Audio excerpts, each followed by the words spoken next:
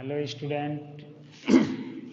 Today we discuss about the division of phase space into phase cells with an example. तो इस lecture में हम लोग discuss करेंगे फेज स्पेस का डिवीजन फेज सेल में कैसे होता है और किसी व्यवहारिक चीज़ को कैसे हम लोग इसमें डिवाइड करेंगे। Division of phase space into phase cells. तो पिछले लेक्चर में हम लोग ये कंसेप्ट पढ़े थे कि division of phase space into phase cell का मीनिंग क्या है, कैसे डिवाइड होता है। Total volume of acquired phase space is divided by minimum size of phase space, then we get the number of phase cells are micro states और quantized states. तो जब हम लोग टोटल वॉल्यूम को मिनिमम साइज से divide करते हैं तभी मिलता है नंबर ऑफ फेज सेल्स। तो कितने फेज सेल्स होंगे, कितना नंबर ऑफ माइक्रो स्टेट्स होंगे इन ए पार्टिकुलर फेज स्पेस। तो इस मैकेनिज्म को हम लोग पिछले लेक्चर में डिस्कस किए थे। अब उसी को थोड़ा सा आगे बढ़ाते हैं। तो कल हम लोग इस निष्कर्ष तक पहुँचे थे अगले लेक्चर में। तो इसमें हम लोग एक एग्जाम्पल लेते हैं।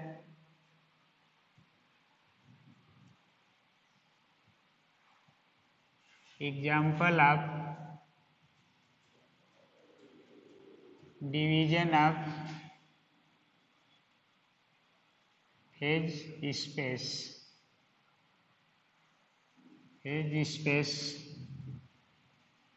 इनटू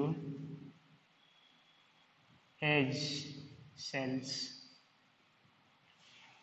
तो इसमें देखिए जो नंबर ऑफ फेज सेल्स ये था टोटल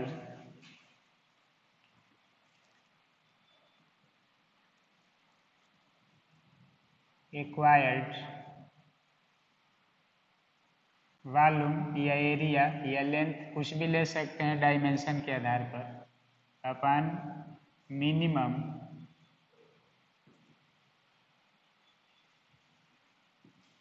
साइज। तो मिनिमम साइज से डिवाइड कर देते हैं तो ये मिलता है।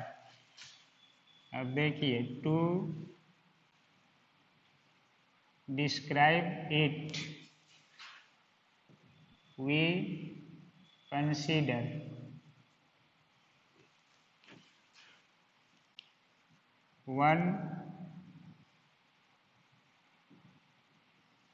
Dimensional harmonic oscillator, one dimensional harmonic oscillator energy and its dividation as following। देखिए हम लोग इसमें हार्मोनिक ऑसिलेटर जिससे सभी लोग पहले से ही परिचित हैं क्या होता है, इसकी एनर्जी क्या होती है, कैसे डिवाइड होगी। तो total energy of harmonic oscillator is, total energy का मान होता है potential energy plus kinetic energy equal to total energy. तो इसको हम लोग कहते हैं टोटल एनर्जी। तो पोटेंशियल एनर्जी होता है हाफ के एक्स स्क्वायर और काइनेटिक एनर्जी होता है half mv square. Total energy को E से डिनोट करते हैं। अब देखिए ये डिवीजन प्रोसेस जो है फेज स्पेस का फेज सेल में कैसे होता है। तो इसमें हम लोग टोटल वॉल्यूम जो लेते हैं फेज स्पेस का मिनिमम साइज से डिवाइड करते हैं तो मिलता है नंबर ऑफ फेज सेल्स या नंबर ऑफ माइक्रोस्टेट्स या नंबर ऑफ क्वांटाइज्ड स्टेट्स। जैसे आप इसका यूज करें कंसेप्ट एक ही होगा। तो हार्मोनिक ऑसिलेटर को एक एग्जाम्पल के रूप में हम लोग ले रहे हैं यहाँ पर। तो इसकी टोटल एनर्जी इस रूप में होगी। अब इसको हम लोग सिंप्लीफाई करते हैं के x square plus half M square we square upon M से डिवाइड मल्टीप्लाई कर दिए इसको, इतना लिख सकते। अब आप लोग पढ़ते हैं कि P इक्वल टू फार्मूला होता है एम इंटू वी, तो ये हो जाएगा 1/2 के एक्स स्क्वायर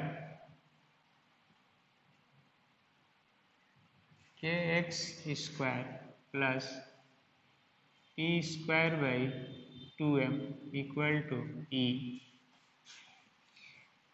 अब इसको हम लोग लिख सकते हैं के x square by 2e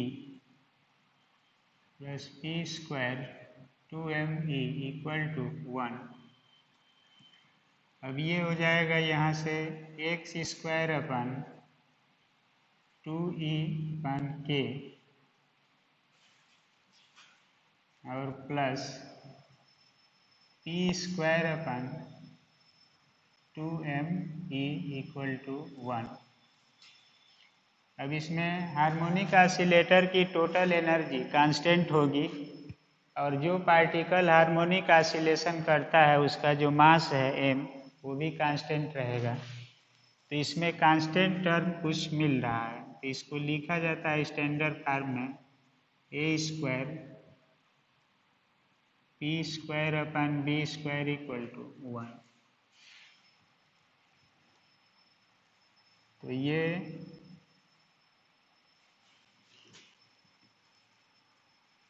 where A equal to हो जाएगा रूट 2 ई अपन के और बी इक्वल टू हो जाएगा root 2m E.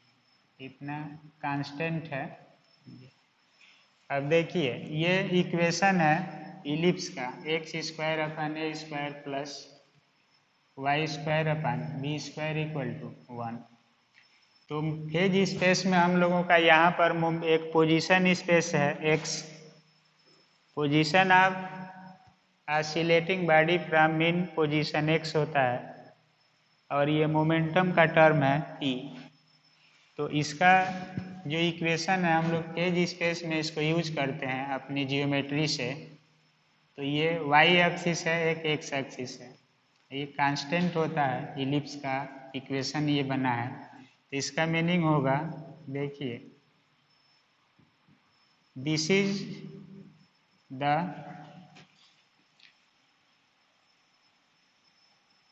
Standard form of an ellipse in the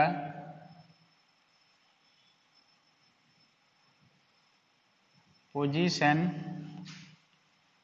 momentum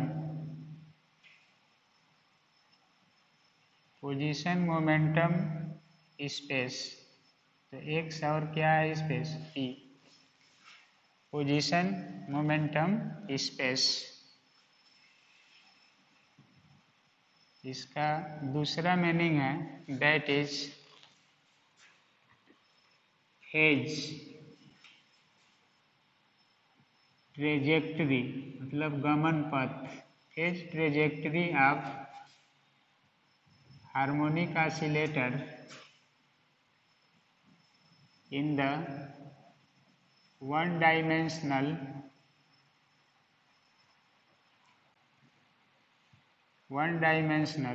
position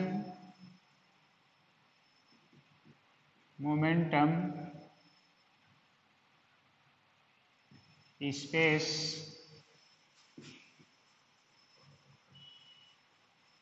will be an ellipse। तो इलिप्स होगा जैसे देखिए इलिप्स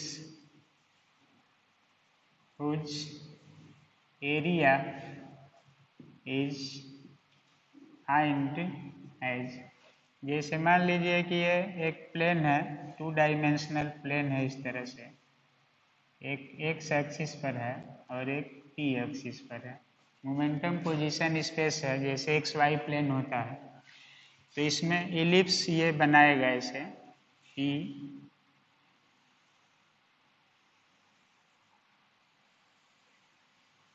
इस तरह से इलिप्टिकल पाथ होगा। अब इसी इलिप्टिकल रेंज में कोई पार्टिकल्स जो होगा ऐसे डिस्ट्रीब्यूट होगा, हार्मोनिक ऑसिलेटर का वेरिएशन होगा। अब इसमें जो ये डिस्टेंस है ए एक्स एक्सिस पर, तो इसकी वैल्यू है √2e/k।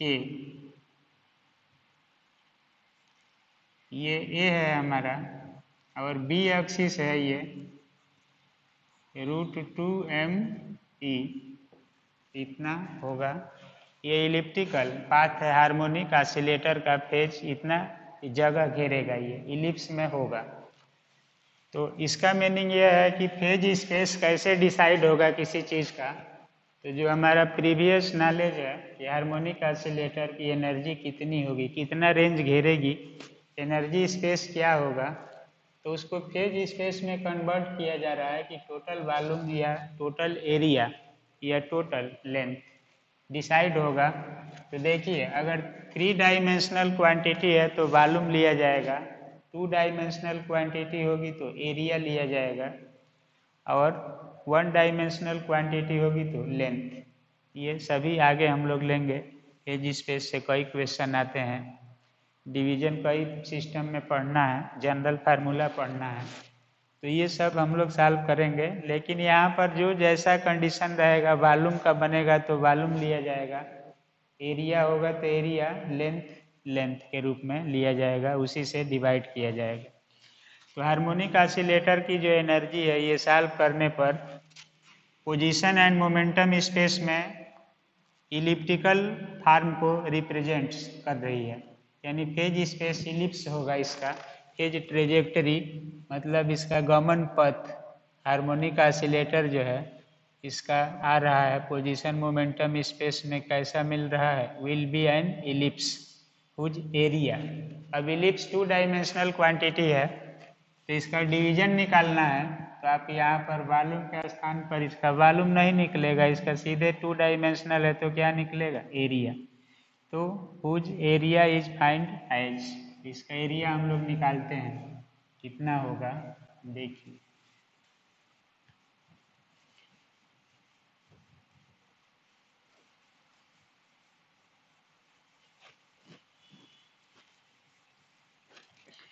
अब इसमें एरिया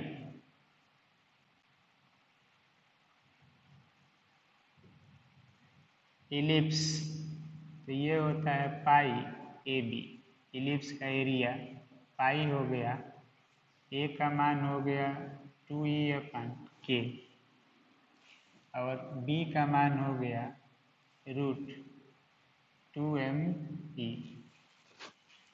तो इसको सॉल्व करते हैं हम लोग, तो ये हो गया पाई 2πe, 2e रूट से बाहर हो जाएगा, इसमें बचेगा m/k, m/k इतना हम लोग लिख सकते हैं।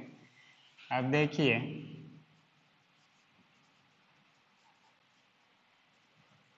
Frequency of harmonic oscillator is, frequency का फार्मूला होता है 1/2π√k/m। तो यहाँ से 2π न्यू = √k/m, तो 1/2π न्यू √k/m के स्थान पर हो जाएगा m/k। तो इसमें m बाई जो k आया है एनर्जी के रूप में हम लोग इसको लेना चाहते हैं या फ्रीक्वेंसी के रूप में, तो इसको इतना लिख सकते हैं, कन्वर्ट कर सकते हैं। तो इस m बाई k को हम लोग इस वैल्यू द्वारा रिप्लेस करेंगे, तो देखिए ये जो टर्म बनेगा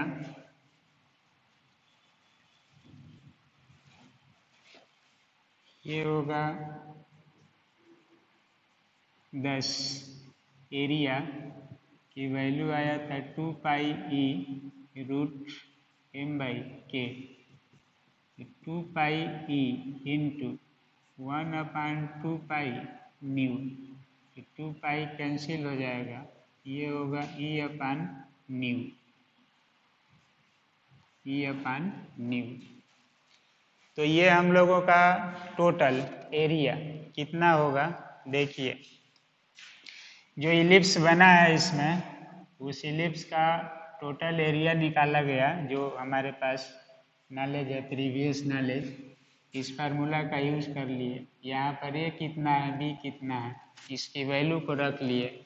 हम फेज स्पेस का डिजाइन करना चाहते थे हार्मोनिक ऑसिलेटर का in the one dimensional space, तो क्या होगा, इस एनर्जी इक्वेशन में इसमें दोनों है, पोजीशन भी है, मोमेंटम भी है।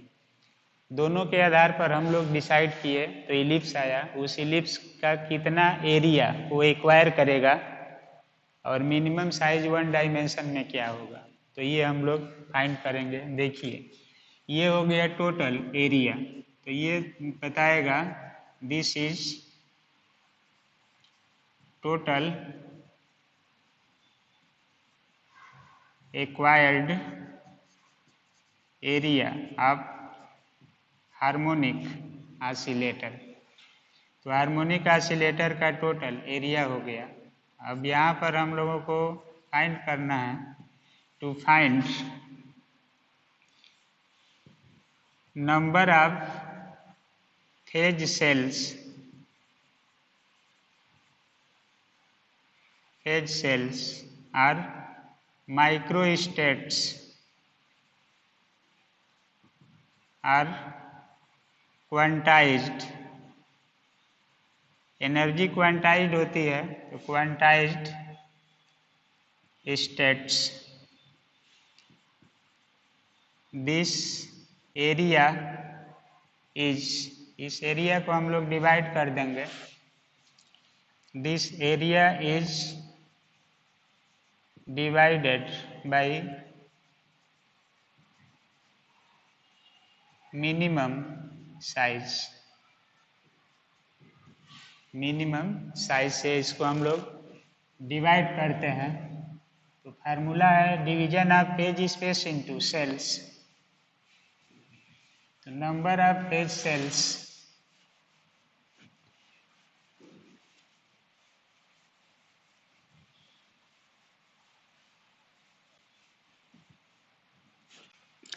तो देखिए इसमें वन डायमेंशन के लिए जो मिनिमम साइज होगा, मिनिमम साइज वन डायमेंशन में आप लोग पढ़े कि मिनिमम साइज जो था वन डायमेंशन में एच था, टू डायमेंशन में H square, H cube, H four, H का पावर एफ, किसी भी डायमेंशन में मिला। तो वन डायमेंशनल केस में हम लोग नंबर ऑफ सेल्स निकालेंगे। अब ये क्वांटाइज स्टेट भी कह सकते हैं, तो यहाँ टोटल एरिया, यहाँ पर रिक्वायर्ड एरिया हम लोग ले लेंगे अपान मिनिमम साइज। तो वन डायमेंशन में मिनिमम साइज कितना होगा, h, तो टोटल एरिया हो गया A/H। अब A की वैल्यू है E/न्यू अपान H या E/H न्यू, E/H न्यू, तो यही बताएगा टोटल नंबर ऑफ। तो यहाँ पर आ गया number of phase cells equal to हो गया E/H न्यू। अब इस मैथमेटिक्स का फिजिक्स क्या है, मीनिंग क्या है, अभी कुछ नहीं पता चल रहा है। इतना पता चला कि हार्मोनिक ऑसिलेटर का जो एनर्जी है उस एनर्जी से अगर वो ऑसिलेशन करता है तो एक इलिप्टिकल पाथ को गेन करेगा, प्राप्त करेगा, यानी उसका फेज स्पेस में जो गमन पथ होगा, फेज ट्रेजेक्टरी कहा जाता है डायनेमिक्स में। तो फेज ट्रेजेक्टरी का नेचर क्या आ गया, इलिप्स। इलिप्टिकल पाथ पर वो उतना एनर्जी से घूमेगा या मूव करेगा या उतना स्पेस एक्वायर कर लेगा। अब उस एक्वायर स्पेस को हम लोग सेल में डिवाइड करना चाहते हैं कि वो कहाँ कहाँ रह सकता है, कितना रेंज में रह सकता है, उसकी पाई जाने की प्रोबेबिलिटी कब कहाँ होगी। जैसे हार्मोनिक ऑसिलेटर मान लीजिए ऐसे ऑसिलेशन कर रहा है, तो इसका कब किस पोजीशन पर कब कहाँ होगा, कैसे हम लोग प्रोबेबल करें, इसको फाइंड करें। तो इसको हम लोग देख सकते हैं। देखिए इसका मीनिंग यही है कि हार्मोनिक ऑसिलेटर की जो एनर्जी है ऐसे ई, ये क्वांटाइज्ड होती है। प्लैंक क्वांटम थियरी आप लोग पढ़ते हैं। तो जैसे मान लीजिए कि यही स्टेट है, ऐसे किसी भी स्टेट में आ रही है एनर्जी, तो अगर हम लोग इसको एक्सप्लेन करें तो एक स्टेट होता है ऐसे, दूसरा स्टेट होता है, तीसरा स्टेट होता है, ऐसे बनेगा स्टेट। अब आप पढ़ते हैं कि E equal to NH nu, तो ये होगा 0 H न्यू 2H न्यू, ऐसे पढ़ते हैं आप लोग। तो यहाँ पर 0 है एनर्जी, यहाँ पर H न्यू है, फिर यहाँ 2H न्यू है, 3H न्यू है, 4H न्यू है। तो जो स्पेस ये डिवाइड किया गया, यहाँ से लेकर इस स्टेट में हम लोग अगर एक फेज स्पेस को डिवाइड करते हैं तो देखिए यहाँ से लेकर यहाँ तक डिवाइडेशन एनर्जी कितनी होगी, H nu minus 0 equal to H nu. फिर यहाँ से यहाँ जो डिवाइड कर रहे हैं हम लोग, स्टेट बना रहे हैं क्वांटाइज्ड स्टेट, कि एक स्टेट में 0 पर होगा या फर्स्ट में सेकेंड में होगा, तो इसका मतलब है H न्यू। अब दूसरा है, इसका मतलब है 2H new minus H new, ये भी H न्यू। तीसरा स्टेट है तो ये 3H new minus 2H new, ये भी आएगा H न्यू। तो इस मैथमेटिक्स का मीनिंग यही है कि जब टोटल एनर्जी को हम लोग मिनिमम साइज H न्यू से डिवाइड करते जाएंगे तो हमारा जो टोटल एनर्जी है ये डिवाइड होता जाएगा और सभी स्पेस कितना आएगा, H न्यू। कोई भी स्टेट जो होगा उसका इंटरवल कितना होगा, H न्यू। तो H न्यू के अंतराल पर अगर हम लोग स्टेट बनाते जाते हैं ये, तो उसमें पार्टिकल्स रहेगा, उसी में प्रोबेबिलिटी होगी। तो टोटल एनर्जी को H न्यू से डिवाइड करते जाएं तो हमारा क्या मिलेगा, नंबर ऑफ फेज सेल्स। यानी अगर ये एक पैराबोलिक प्लेस है या कोई भी प्लेस हो तो उसमें हम लोग यहाँ पर फाइंड करते हैं, तो यहाँ पर टोटल स्पेस जो होगा ये एरिया ऑफ, मान लीजिए इलिप्स आया है तो इलिप्टिकल होगा, इलिप्टिकल पाथ होगा, और मिनिमम साइज कितना लेंगे, H न्यू। इसी से डिवाइड करते जाएंगे तो हमारा स्पेस इंटरवल मिलता जाएगा, इसके इक्वल होगा। तो ये सब टर्म है जो फिजिकली मीनिंगफुल बन जाते हैं। और इनिशियली जो एज्यूम किया जा रहा है कि फेज स्पेस क्या होगा, फेज स्पेस का वॉल्यूम कितना होगा, उसके कोऑर्डिनेट्स क्या होंगे, पोजीशन मोमेंटम डायनेमिक सिस्टम को समझने के लिए क्यों लिया गया, अब कैसे ये कैलकुलेट होगा। तो इतना आप लोगों का क्वेश्चन भी पूछा जाता है एग्जाम में कि डिवीजन ऑफ फेज स्पेस को समझाइए और हार्मोनिक ऑसिलेटर के लिए डिवीजन ऑफ फेज स्पेस क्या होगा निकालिए। तो ऐसे आप लोग सॉल्व कर सकते हैं। तो ये डिवीजन हो जाएगा। अब यही जो प्रक्रिया है यही हो जाएगा division, process of phase space of harmonic oscillator into phase cells. तो ये आपका एक टॉपिक है जो एग्जाम में भी पूछा जाता है और आपको समझना है इसका मीनिंग क्या है। ये आप पहले से भी पढ़ते आए हैं कि ई है, एच न्यू है, यही क्वांटाइज्ड स्टेट होता है। प्लांक ने कहा कि एनर्जी क्वांटाइज्ड होगी, एक स्टेट में 0 एच न्यू 2 एच न्यू ऐसे बढ़ेगी। तो एक स्टेट में 0 है, दूसरे में एच न्यू है, तीसरे में 2 एच न्यू है, ऐसे डिवाइड हो गया। तो आप नया नहीं इसको पढ़ रहे हैं, बस नया नाम आया है इस एज में कि फेज स्पेस एक जनरल नाम है, एक स्टोरी का नेम है और इसमें बहुत सारे हीरो हीरोइन वर्क करेंगे। जैसे अभी एक हीरो को दिखाया गया कि ये क्या करेगा, इसमें उसका डिवाइडेशन क्या होगा, ऐसे हार्मोनिक ऑसिलेटर। तो ये सभी टर्म्स हैं जो लाइफ में हम लोग यूज़ करते हैं और इसी के आधार पर साइंटिफिक कॉन्सेप्ट बनाए गए हैं। अब हम लोग फार्मूला निकालेंगे general process of division of phase space into phase cells. तो उसको सॉल्व करते हैं। देखिए एक और हेडिंग लेंगे इसी से related.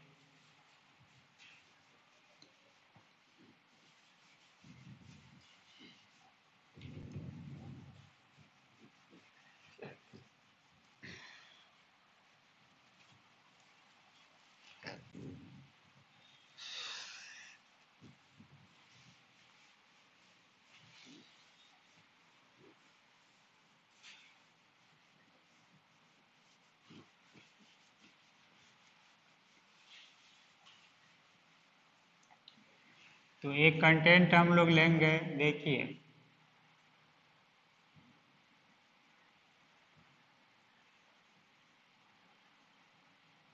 Number of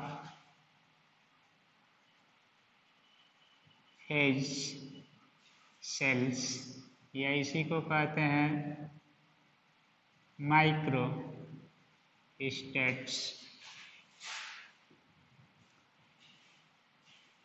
micro states in the energy range E and E plus DE। तो ये क्वेश्चन बनकर ऐसे ही आते हैं, यहीं पर जोड़ दिया जाएगा कि find the number of phase cells are micro states or quantized states in the energy range. तो in the energy range E and E plus DE, या momentum range P and P plus DP, velocity range V and V plus DV, frequency range nu and nu plus D nu, wavelength range lambda and lambda plus D lambda. तो general concept है जो सब में use होगा। तो आप इसको कैसे डिसाइड करेंगे, फेज सेल कैसे निकालेंगे किसी एनर्जी रेंज में, तो ये कंटेंट में हम लोग इसको डिस्कस करते हैं कि क्या होगा इसका मीनिंग। देखिए इसमें हम लोग एक नाम यूज कर रहे हैं, generally total volume of a particular phase space is expressed as. तो इसमें जैसे मान लीजिए कि हमारा 2 स्पेस है, इंक्लूडेड है एक ही साथ एक्स वाई जेड। तो इसमें मान लीजिए पोजीशन स्पेस है हमारा इस तरह से।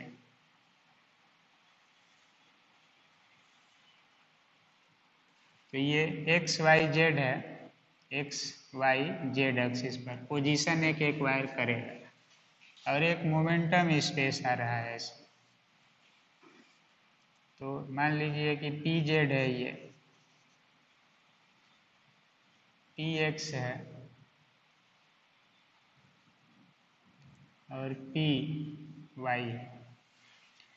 तो इसका अगर हम लोग एक रेंज लेते हैं, जैसे सपोज कीजिए कि ये छोटा सा रेंज ले लिया जैसे,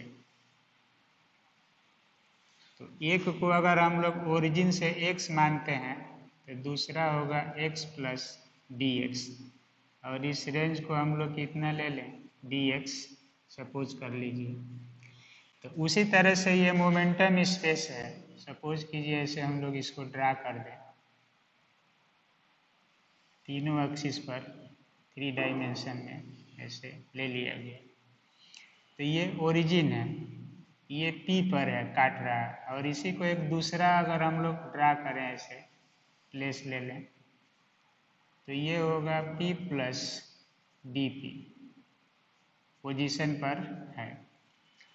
इसी तरह इसमें भी दिखा सकते हैं। अब ये जो रेंज होगा इसका यही होगा DP का मतलब है P plus DP minus P, तो P से P कैंसिल हो गया, बच गया DP, या इसको हम लोग कहते हैं x plus D x minus x, D x range है। तो आप पूरा भी दिखा सकते हैं, थोड़ा सा भी दिखा सकते हैं। अब इसका जो पोजीशन स्पेस है, पोजीशन स्पेस, इसमें वॉल्यूम v इक्वल टू लिया जाता है integral dx dy dz, 3 dimension में वॉल्यूम ऐसे काउंट होगा, ये एक्सप्लेन किया गया है। अब ये जो है मोमेंटम स्पेस है, मोमेंटम स्पेस, इसमें वॉल्यूम जो होता है हम लोग गामा से दिखाते हैं ऐसे। तो ये था इंटीग्रल dpx dpy dpz, यानी टोटल इंटीग्रेशन हम लोग ले लेंगे dp, ये इसका कितना एरिया एक्वायर करेगा एक रेंज में E and E plus d e, या momentum P and P plus d p range में क्या होगा। तो ये हम लोग सॉल्व करेंगे गामा, और ये हो गया V। अब फेज स्पेस का जो टोटल वॉल्यूम था, टोटल वॉल्यूम कितना होगा, तो देखिए total volume is expressed as D tau, या टाउ सीधे ले लेते हैं, tau equal to V into था गामा, V इंटू गामा, या इसको लिखते हैं ऐसे dx dy dz integral dpx dpy dpz, ऐसे ले लिया गया दोनों का मीनिंग। Total volume of a particular phase space is expressed as, तो एक मोमेंटम स्पेस और एक पोजीशन स्पेस को हम लोग ऐसे डिनोट किए हैं। अब दोनों का कंबाइंड वॉल्यूम क्या होगा, तो देखिए ये मिलेगा, तो इसको हम लोग लिख रहे हैं ऐसे V इंटू, इसको V मान लिए कि वॉल्यूम का सिंबल है ये, और दूसरा को ले रहे हैं इतना, सपोज कर लीजिए डी पी, या ऐसे हम लोग लिख दें इसको केवल डी पी इंटीग्रेशन, कोई भी रेंज हो एक्स वाई जेड दिखा दिया एक्सिस पर, इतना लिख करके मान लेते हैं इक्वेशन फर्स्ट। अब देखिए यहाँ पर to find integral D P V consider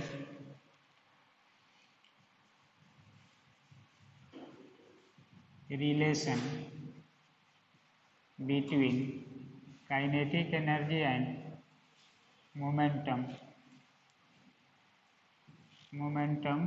as, तो काइनेटिक एनर्जी एंड मोमेंटम के रूप में हम लोग इसको कंसीडर कर लेते हैं, क्या होगा।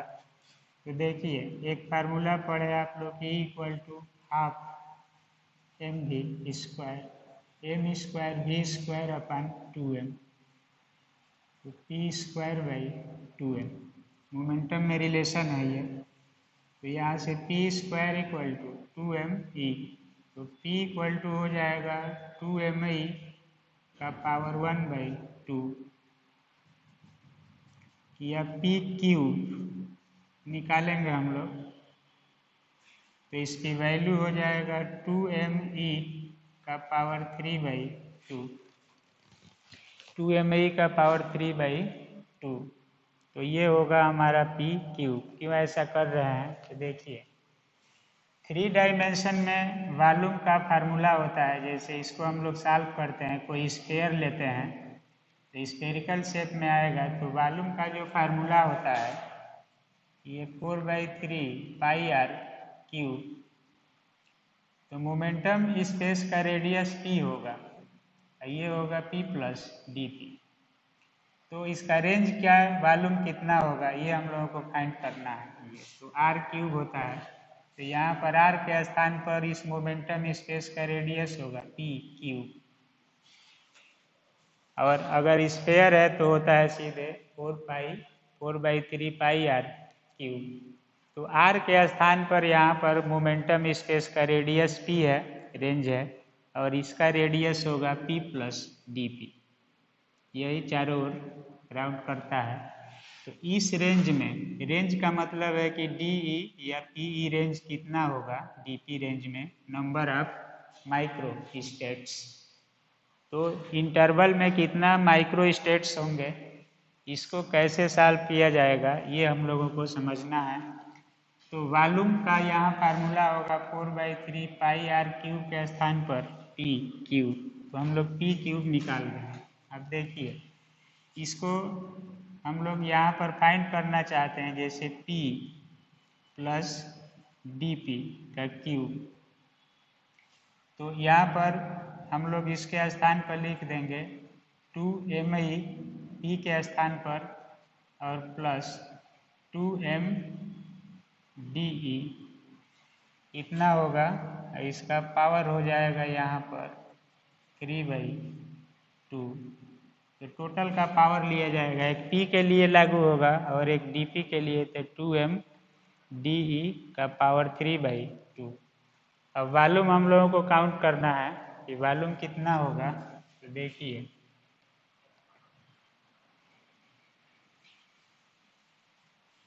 इसका ज्योमेट्री समझना है आप लोगों को, तो ये ड्रा किया गया और सॉल्व किया जा रहा है, कितना वॉल्यूम होगा।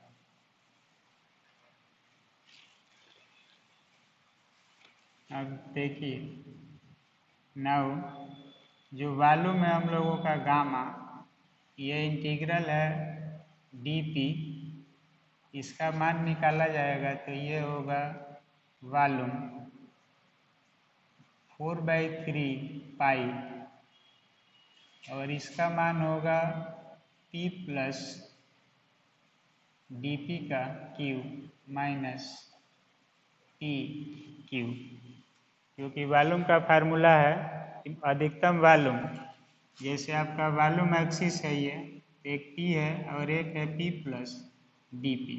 तो ये बड़ा जो वॉल्यूम घेर रहा है छोटे वॉल्यूम से, तो हमको इस रेंज को फाइंड करना है। तो बड़े रेडियस में से छोटे रेडियस को घटाया जा रहा है और ये कॉमन टर्म है, ऐसे लिया जाएगा। तो इस रेंज का वॉल्यूम क्या होगा, इस पोर्शन का वॉल्यूम यही बना था अभी कि क्या होगा। तो इसको हम लोग फाइंड करेंगे। तो ये बड़े स्फीयर का रेडियस हो गया और ये छोटे स्फीयर का रेडियस हो गया, और यहाँ पर फंक्शन एनर्जी के रूप में चेंज किया जा रहा है इसे। तो हम लोग इतना लिख सकते हैं। अब देखिए, इसकी जो वैल्यू होगी अब 4/3π, इसको हम लोग p प्लस को लिख सकते हैं 2m_e प्लस 2m_dE का क्यूब और माइनस 2m, ये पावर क्यूब न होकर के 3/2 है, तो ये 2m_e का पावर 3/2 इतना लिख सकते हैं। अब इसको हम लोग 4/3π और इसमें से 2m_e को कॉमन करते हैं, तो ये होगा 1 प्लस dE/e का पावर 3/2 और माइनस 1, इसका पावर कर लिए कितना कॉमन 3/2 इसमें भी है, तो ये हो गया 3/2, कॉमन कर लिए इतना इसमें से, तो इतना लिख सकते हैं। अब इसको बाइनॉमियल एक्सपेंशन से यूज कर देंगे, तो यहाँ पर है using binomial expansion and neglecting higher terms, d छोटा होगा ई बड़ा होगा, नेग्लेक्टिंग हायर ऑर्डर टर्म्स को नेग्लेक्ट करेंगे इसमें हम लोग। तो देखिए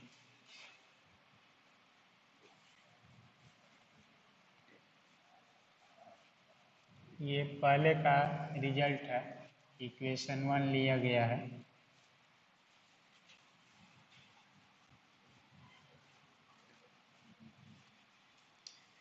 तो ये जो वैल्यू निकलेगा अब हम लोगों का होगा 4/3 पाई 2me का पावर 3/2, ये होगा 1 प्लस 3/2 DE/E और प्लस डॉट डॉट -1, तो ये -1 जो बचा है इतना लिख सकते हैं। अब हायर ऑर्डर को छोड़ना है, दो मेथड है देखिए आप लोग, या तो इसको पूरा का a प्लस बी का होल क्यूब पर तोड़ दीजिए इसको, तो एक टर्म कैंसिल होगा इसमें से, फिर इसमें जो क्यूब डी पी क्यूब आएगा टर्म, उसको छोटा मानकर नेग्लेक्ट करेंगे। तो विधि विधान एक ही है, आप जैसे करेंगे, एक सिंपल मेथड है ये कि आपको बाइनॉमियल यूज करके इजीली फाइंड कर लेते हैं। 3 पाई 2me का पावर 3/2, ये हो गया 1 प्लस 3/2 DE/E -1। अब हायर टर्म्स को नेग्लेक्ट करना है, तो ये 1 कैंसिल हो जाएगा, बच जाएगा 4/3 पाई 2me का पावर 3/2 इंटू 3/2 DE/E, तो यहाँ से 3 कैंसिल होगा और ये 2 से कैंसिल होगा, बचेगा 2 पाई 2me का पावर 3/2 इंटू DE/E।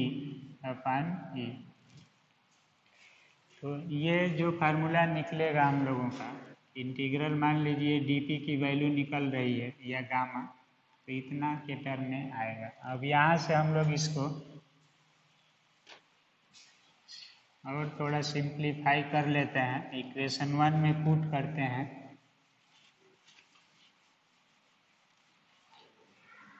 तो देखिए ये होगा जो वैल्यू मिल रहा है 2 पाई 2m का पावर 3/2 e का पावर 3/2 -1 DE, इसको ऊपर ले जाएंगे, इसको अलग अलग लिख लिए, तो इतना बचेगा।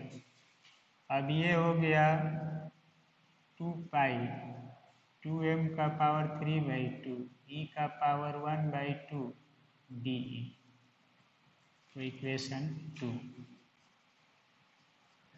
यूजिंग 2 in 1, 2 को 1 में रखेंगे हम लोग, तो टोटल वैल्यू मिलेगा टाउ।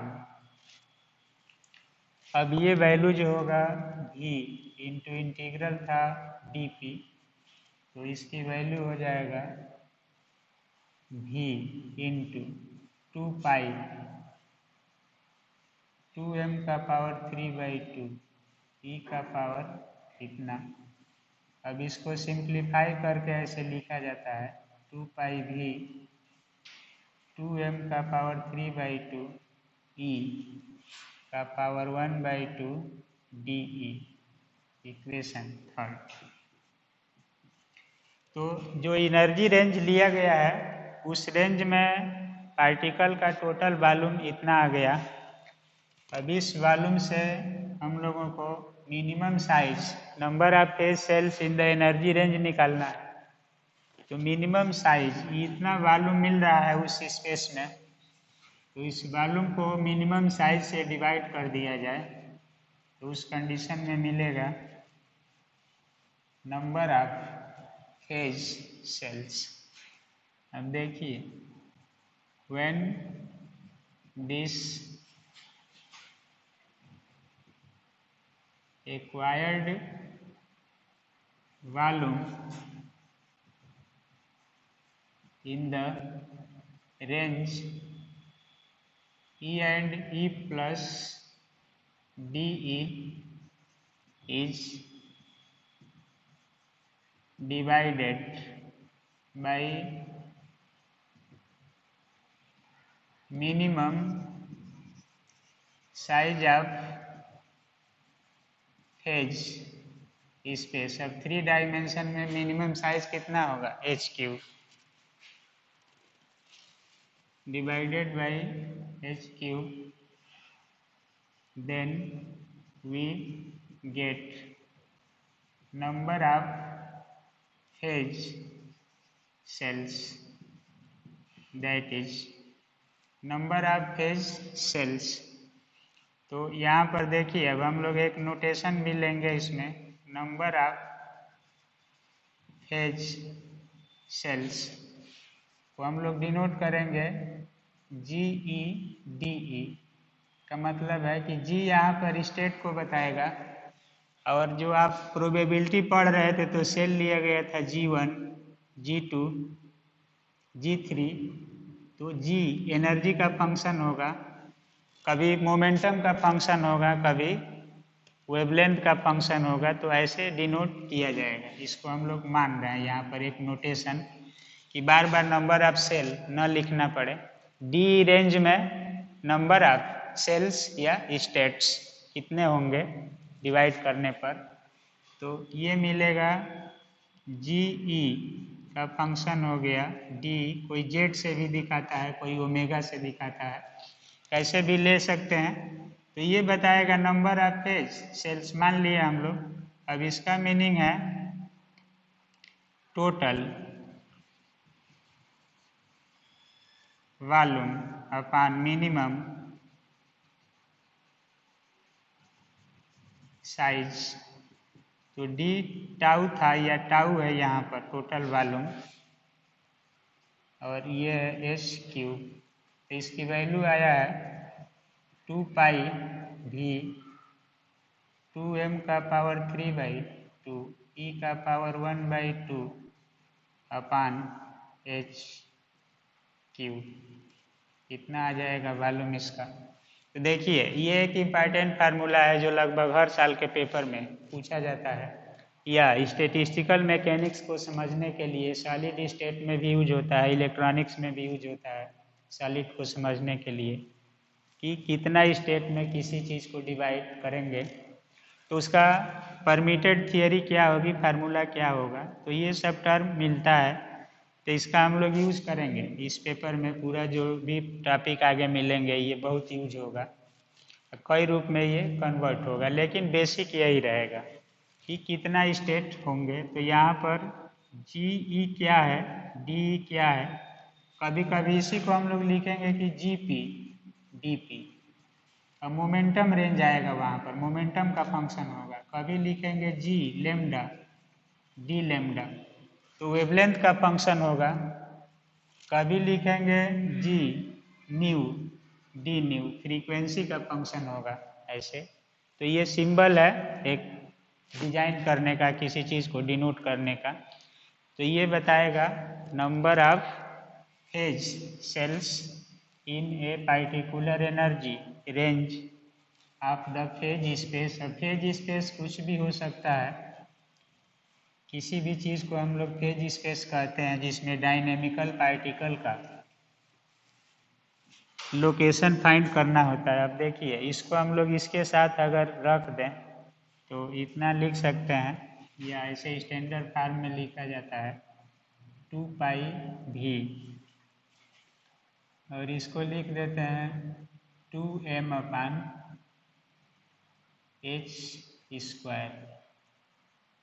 का पावर 3/2। तो ये हो जाएगा पावर 3/2 करेंगे तो 2 से 2 कैंसिल हो जाएगा, 3 बना रहेगा। e का पावर 1/2 और डी ई, ये होगा नंबर ऑफ फेज